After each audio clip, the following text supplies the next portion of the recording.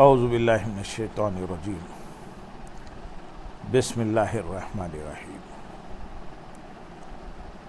برادران عزیز و معزز خواتین، آج کی اس نشست میں صبر کی حقیقت پر بیان ہوگا۔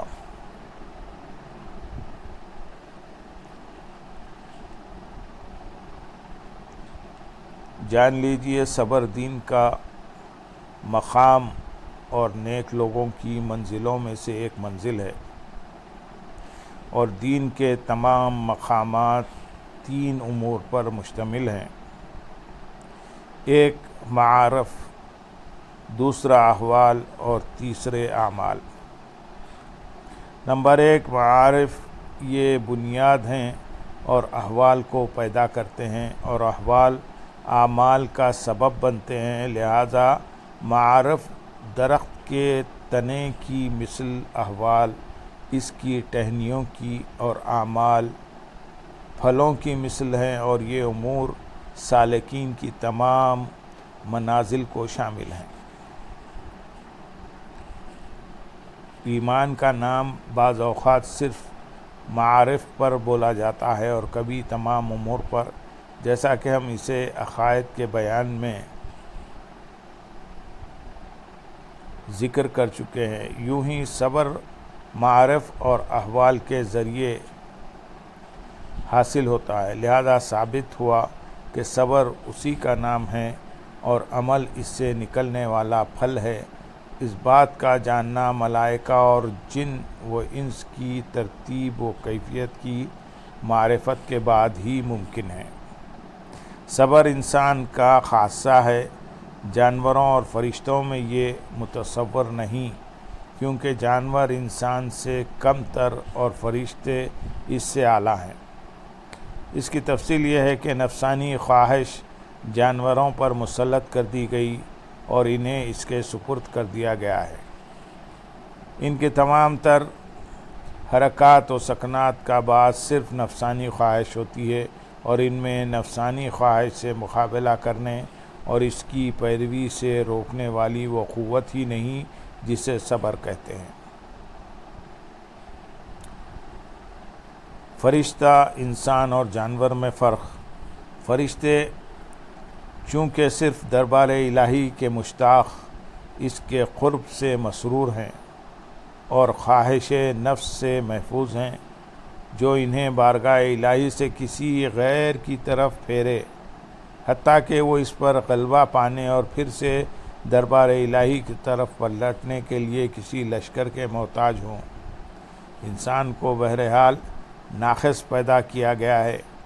بچپن میں وہ جانوروں کی مثل ہوتا ہے کہ غذا کا محتاج اور صرف اسی کا خواہش مند ہوتا ہے۔ پھر اس میں کھیل کود اور بننے سنورنے کی خواہش پیدا ہو جاتی ہے۔ اس کے بعد جیسے جیسے بڑھتا چلا جاتا ہے، اس میں نکاح کی خواہش پیدا ہو جاتی ہے۔ بچپن میں انسان میں صبر کی قوت نہیں ہوتی، کیونکہ صبر کہتے ہیں دو قوتوں کا تقاضا اور مطالبے میں مختلف ہونے کے سبب باہم مقابلے میں کھڑا ہونا، جبکہ بچے میں جانور کی مانند صرف ایک ہی قوت ہوتی ہے۔ لیکن اللہ تعالیٰ نے اپنے فضل و کرم سے انسان کو عزت بخشی اور اسے جانوروں سے بہتر درجہ عطا فرمایا، اور جب وہ بلوغت و کمال کے قریب ہوتا ہے تو اللہ تعالیٰ اس کے لیے دو فرشتے مقرر فرما دیتا ہے۔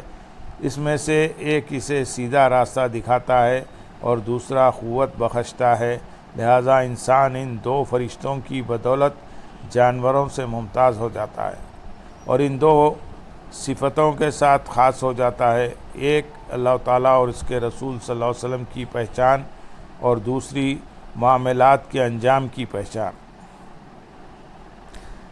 یہ دونوں صفات سیدھا راستہ دکھانے والے فرشتے کی بدولت حاصل ہوتی ہیں۔ جانور کو معرفت عطا کی گئی، نہ معاملات کے انجام کی پہچان۔ وہ صرف نفسانی خواہش پوری کرنے میں مگن رہتا ہے۔ اسی وجہ سے وہ صرف ذائقہ دار چیزوں کی تلاش میں رہتا ہے اور نفع بخش کڑوی دوائی کو نہ طلب کرتا ہے نہ پہچانتا ہے۔ انسان نور ہدایت کے ذریعے جان لیتا ہے کہ خواہشات کی پیروی کرنے والوں کا انجام برا ہے، لیکن صرف یہ جان لینا ہی کافی نہیں جب تک نقصان پہنچانے والی چیزوں سے بچنے پر قدرت نہ ہو۔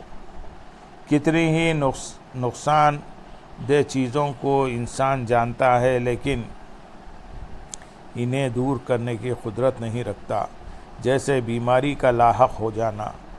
لہذا انسان ایسی قوت و قدرت کا محتاج ہے جس کے ذریعے خواہشات سے مقابلہ کر سکے، حتیٰ کہ نفس ان کی دشمنی سے محفوظ ہو جائے۔ یہی وجہ ہے کہ اللہ تعالیٰ نے انسان کے ساتھ ایک فرشتہ مقرر کیا ہے جو اسے برے کاموں سے روکتا ہے، اس کی تائید کرتا اور باطنی لشکر کے ذریعے اسے قوت پہنچاتا ہے اور اس لشکر کو خواہشات کے لشکر کے مقابلے میں کھڑا کر دیتا ہے۔ کبھی یہ لشکر کمزور ہوتا ہے اور کبھی طاقتور، اور یہ سب اللہ تعالیٰ کی مدد و تائید کے مطابق ہوتا ہے، جیسا کہ نور ہدایت مخلوق میں اس قدر کم زیادہ ہوتا ہے کہ اس کا اندازہ نہیں کیا جا سکتا۔ خواہشات کو جڑ سے اکھیڑ کر ان پر غالب آ کر انسان اور جانوروں میں فرق کرنے والی قوت کا نام ہم نے باعث دینی یعنی نیکی کی طرف مائل کرنے والی قوت رکھ دیا، اور خواہشات کی تکمیل کی طرف لے جانے والی قوت کا نام باعث ہوا رکھ دیا۔ ذہن نشین رکھیے کہ باعث دینی اور باعث ہوا کے درمیان جھگڑا چلتا رہتا ہے، اور اس جنگ کا میدان بندے کا دل ہے۔ باعث دینی کے مددگار اللہ تعالیٰ کی طرف سے بھیجے گئے فرشتے ہیں، اور باعث ہوا کے مددگار اللہ تعالیٰ کے دشمن شیاطین ہیں۔ باعث دینی باعث ہوا کے مقابلے میں کھڑا ہو کر مقابلہ کرتا رہتا ہے حتیٰ کہ غالب آ جائے، پھر بندہ خواہش کی مخالفت کرتا رہے تو اللہ تعالیٰ کا گرو اس کی مدد کرتا ہے، اور اس کا شمار صبر کرنے والوں میں کیا جاتا ہے۔ اور اگر باعث دینی کمزور ہو، پیچھے ہٹ جائے حتیٰ کہ خواہش غالب آ جائے اور بندہ اسے دور نہ کر سکے، تو یہ شیطان کے پیروکاروں میں گنا جاتا ہے۔ پھر جب خواہشات کی پیروی کرنا چھوڑ دے تو یہ اس مقابلے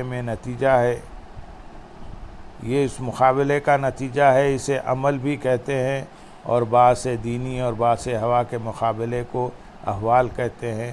اسی کا نام صبر ہے۔ اس کے نتیجے میں دنیا و آخرت میں کامیابی کے لیے خواہشات کی دشمنی اور مخالفت واضح ہو جاتی ہے۔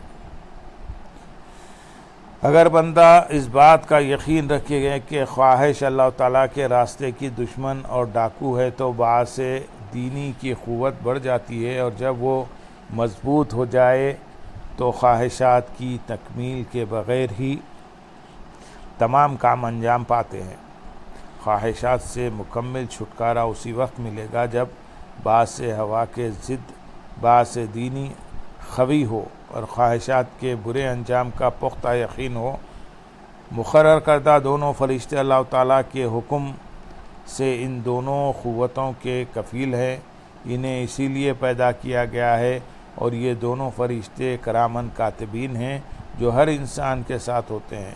جب تم نے جان لیا کہ سیدھی راہ دکھانے والے فرشتے کا مرتبہ قوت دینے والے فرشتے سے اعلیٰ ہے، تو یہ بات بھی پوشیدہ نہ رہی کہ سیدھی جانب جو کہ دونوں جانبوں میں افضل ہے، اعلیٰ مرتبے والے کے سپرد کی جائے، لہذا وہ سیدھی جانب والا ہو گیا اور دوسرا بائیں جانب والا۔ غفلت و فکر اور استہزاء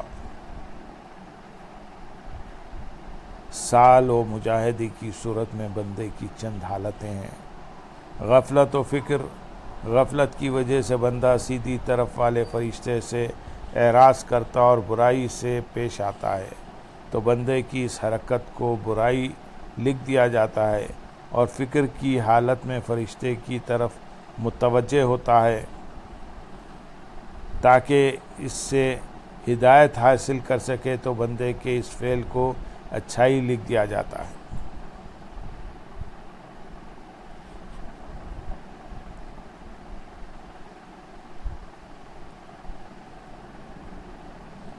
مجاہدہ یوں ہی استرسال یعنی سستی و کاہلی کی صورت میں بندہ الٹی طرف والے فرشتے سے اعراض کرتا اور اس سے مدد طلب کرنا چھوڑ دیتا ہے، تو بندے کے اس فعل کو برائی لکھ دیا جاتا ہے، اور مجاہدے کی حالت میں فرشتے سے مدد طلب کرتا ہے تو بندے کے لیے اچھائی لکھ دی جاتی ہے۔ چونکہ اچھائیوں اور برائیاں یہی دونوں لکھتے ہیں، کرامن کہنے کی وجہ یہ ہے کہ بندہ ان کے کرم سے نفع حاصل کرتا ہے کہ تمام فرشتے کرم والے اور حکم الہی بجا لانے والے ہیں، اور کاتبین انہیں اس لیے کہا جاتا ہے کہ نیکی اور برائی یہی لکھتے ہیں اور دل میں چھپی بات بلکہ اس پوشیدہ بات کو بھی لکھ لیتے ہیں جس کی اطلاع دنیا میں کسی کو نہیں ہوتی۔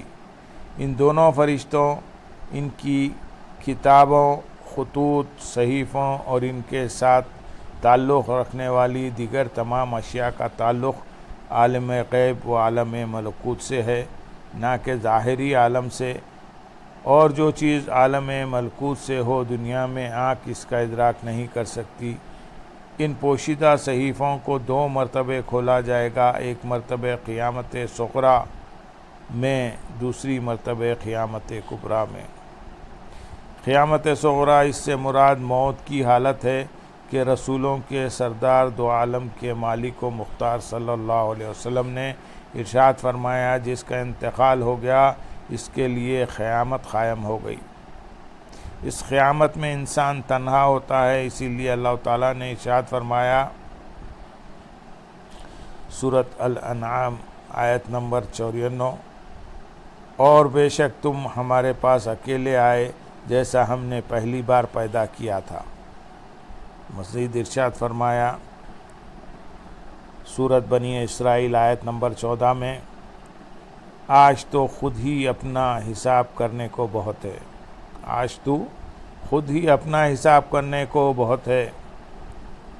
قیامت کبریٰ، اس میں ساری مخلوق کو جمع کیا جائے گا، کوئی بچ نہیں سکے گا، قوم کے سرداروں اور رئیسوں سے بھی حساب لیا جائے گا، اور پرہیزگاروں کو جنت اور گنہگاروں کو جہنم میں گروہ در گروہ بھیجا جائے گا۔ موت کی حالت قیامت صغریٰ ہے، اور اس میں قیامت کبریٰ کی تمام ہولناکیاں پائی جاتی ہیں، مثلا زمین میں زلزلہ وغیرہ آنا، کیونکہ موت کے وقت انسان جہاں ہوتا ہے خاص اسی جگہ زلزلہ آتا ہے۔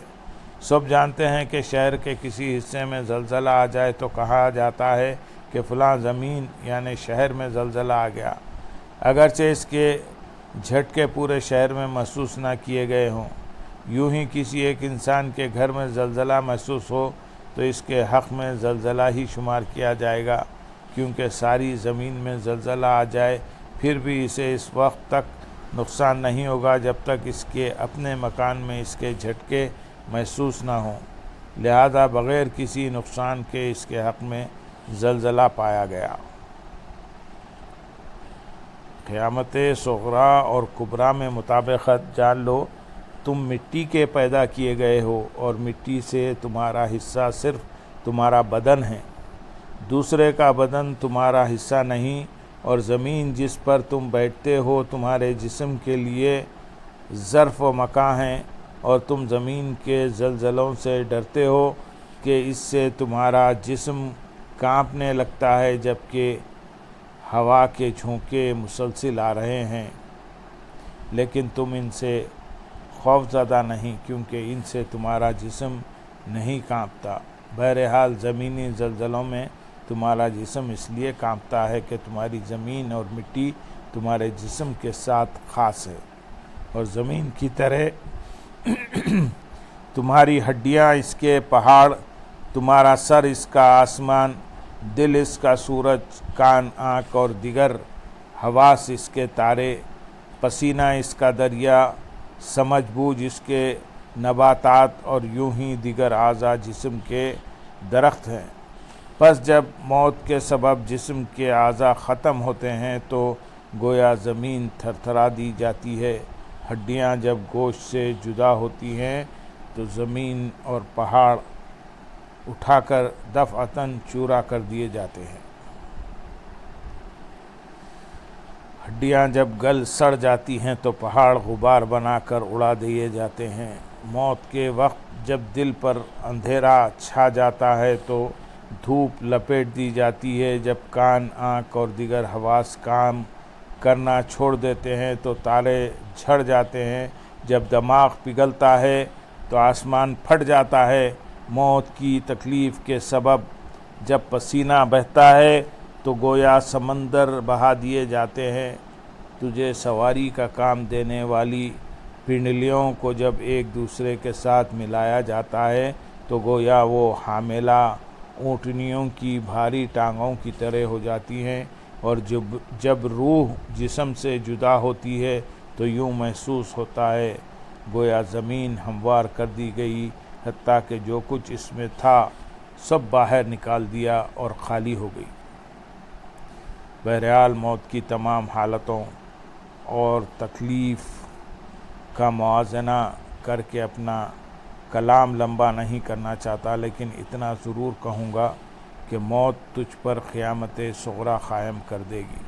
اس کے باوجود قیامت کبریٰ میں جو کچھ تیرے یا کسی اور کے ساتھ ہونا ہے وہ ہو کر رہے گا۔ موت اس لیے قیامت صغریٰ ہے کہ کسی اور کے لیے تاروں کا باقی رہنا تجھے کچھ فائدہ نہیں دیتا۔ جن حواس کے ذریعے تاروں کو دیکھ کر نفع حاصل کرتا تھا وہ جھڑ چکے، اور جس کی آنکھیں نہ ہوں اس کے لیے دن رات اور سورج کا روشن ہونا یا اس کو گہن لگنا برابر ہے کہ اس کے حق میں ایک ہی مرتبہ ہمیشہ کے لیے گہن لگ چکا۔ اب سورج کا روشن ہونا وغیرہ حق میں ہے، یوں ہی جس کا سر پھٹ جائے اس کا آسمان پھٹ جاتا ہے، کیونکہ آسمان کو دماغ سے تعبیر کیا گیا تھا، اور جس کا سر نہ ہو اس کا آسمان نہیں تو کسی اور کا آسمان اسے کیوں نفع دے گا۔ یہ قیامت صغریٰ ہے۔ گھبراہٹ اور دہشت تو اس وقت اپنی انتہا کو پہنچ جائے گی جب قیامت کبریٰ قائم ہوگی، کوئی امتیاز نہیں کیا جائے گا، زمین و آسمان مٹ جائیں گے اور پہاڑ غبار بنا کر اڑا دیے جائیں گے۔ جان لیجئے کہ اگرچہ ہم نے قیامت صغریٰ کی بہت سی علامتیں بیان کی، لیکن پھر بھی بے شمار علامات بیان نہ کر سکے، جبکہ یہ قیامت کبریٰ کے مقابلے میں ایسی ہے جیسے ولادت کبریٰ کے مقابلے میں ولادت صغریٰ، کیونکہ انسان کی پیدائش دو مرتبے ہے۔ پہلی مرتبہ باپ کے صلب اور ماں کے سینے سے نکل کر ماں کے رحم میں چلا جاتا اور مقررہ میعاد تک اس میں رہنا ہے۔ اس دوران وہ کئی منازل و احوال تبدیل کرتا ہے، مثلاً پہلے نطفہ ہوتا ہے، پھر علقہ بنتا ہے، پھر مضغہ، دوسری مرتبہ رحم کی تنگ جگہ سے نکل کر وسیع و عریض دنیا میں آ جاتا ہے۔ قیامت صغریٰ کے مقابلے میں قیامت کبریٰ اور اس دنیا کی وسعت کے مقابلے میں موت کے بعد کی دنیا وسعت ایسی ہی ہے جیسے رحم کے مقابلے میں دنیا کی وسعت، بلکہ موت کے بعد کی دنیا اس سے وسیع ہے۔ چنانچہ اللہ تعالیٰ ارشاد فرماتے ہیں سورۃ لقمان آیت نمبر 28 میں، تم سب کا پیدا کرنا اور قیامت میں اٹھانا ایسا ہی ہے جیسا ایک جان کا۔ دوسری مرتبے کی پیدائش بھی پہلی ہی کی طرح ہے، بلکہ پیدائش کو دو کے ساتھ مخصوص کرنا درست نہیں کہ رب تعالیٰ ارشاد فرماتے ہیں سورۃ الواقعہ آیت نمبر 61 میں، اور تمہاری صورتیں وہ کر دیں جس کی تمہیں خبر نہیں۔ قیامت صغریٰ و کبریٰ کا اقرار کرنے والا حاضر و غیب جاننے والے پر ایمان اور ظاہری اور پوشیدہ چیزوں پر یقین رکھتا ہے، جبکہ قیامت کبریٰ کا انکار کرنے والا کافی آنکھ سے صرف ظاہری عالم پر نظر رکھے ہوئے ہے، اور وہ جاہل، گمراہ اور کانے دجال کا پیروکار ہے۔ تو اے مسکین، تیری غفلت کس قدر بڑھ چکی ہے، ہم سبھی غافل ہیں، یہ مصائب و آلام تیرے سامنے ہیں، پھر بھی اگر جہالت و گمراہی کے سبب قیامت کبریٰ پر یقین نہیں لاتا تو کیا قیامت صغریٰ کا آنا تیرے لیے کافی نہیں؟ کیا سرکار دو عالم نور مجسم صلی اللہ علیہ وسلم کا فرمان نصیحت کے لیے موت ہی کافی ہے، تیرے کانوں تک نہیں پہنچا؟ موت کے وقت شہنشاہ دو عالم صلی اللہ علیہ وسلم نے جو دعا فرمائی، اے اللہ محمد صلی اللہ علیہ وسلم پر سکرات موت آسان فرما، کیا اس کا تجھے علم نہیں؟ کیا تجھ میں شرم نہیں کہ موت کو اپنے سے بہت دور گمان کر کے ان غافلین کی پیروی کرتا ہے جو ایک شیخ یعنی سور پھونکنے کے منتظر ہے کہ انہیں آ لے گی جبکہ وہ دنیا کے جھگڑوں میں پھنسے ہوں گے، نہ وصیت کر سکیں گے، نہ اپنے گھر جا سکیں گے۔ بیماری ان قافلوں کے پاس موت کا پیغام لے کر آتی ہے، لیکن وہ غفلت سے بیدار نہیں ہوتے۔ بڑھاپا موت کا قاصد بن کر ان کے پاس آتا ہے، پھر بھی عبرت حاصل نہیں کرتے۔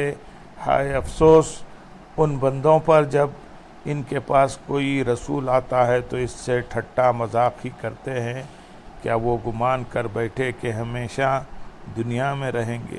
کیا انہوں نے نہ دیکھا ہم یعنی اللہ تعالیٰ نے ان سے پہلے کتنی ہی سنگتیں یعنی قومیں ہلاک فرمائیں کہ وہ اب ان کی طرف پلٹنے والے نہیں؟